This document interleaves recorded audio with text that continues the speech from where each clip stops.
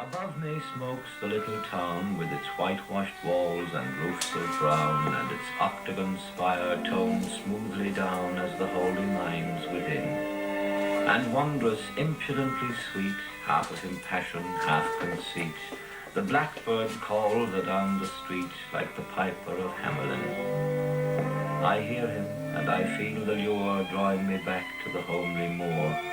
I'll go and close the mountain's door on the city's strife and din.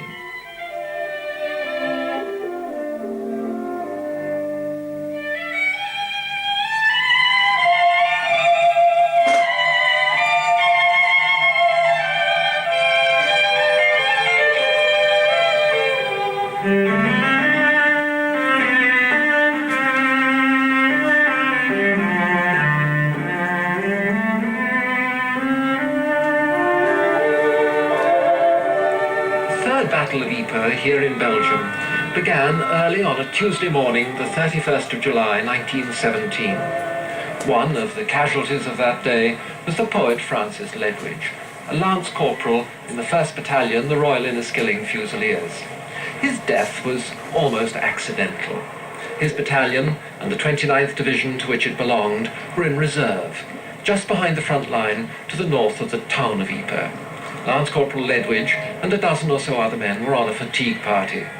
A stray shell fell among them, and Francis Ledwidge and 6 of the men with him were killed instantly. It was a strange and irrational death for an Irish poet whose last poems were written in a passion of sorrow for the men of the Easter Rising. What was it that brought him to this Belgian town, to die in what Irish patriots were calling England's war? Not love of England, certainly not that, nor hatred of Germany, and above all things not love of war. He was a poet of green fields and hedges, of birds singing, not of this. But then in 1914, when it began, who knew what it would become? By the time he died, a month short of his 30th birthday, Francis Ledwidge had had 3 bitter years of learning about war. And here is another contradiction in his life. Nothing, not a line, not a word in all the poems that he wrote during those years reflects anything of war. Out of the most cruel battles that men have ever fought, he wrote of the countryside of County Meath, of summer and gentleness, and the wind blowing like cat's paws across a field of corn.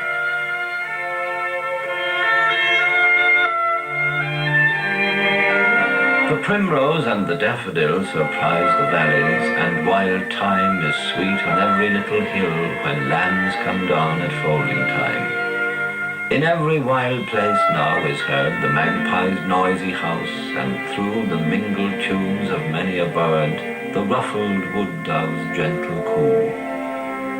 Sweet by the river's noisy brink, the water lily bursts her crown.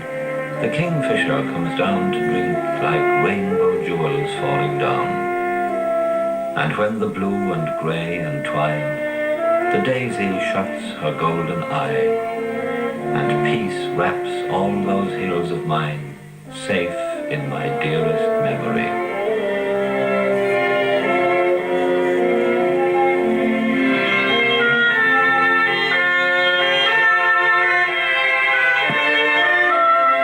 The wellspring of all his poetry, the grey, quiet village of Slane in County Meath, where he was born in this cottage in August 1887, the 7th child of a farm labourer and a servant girl.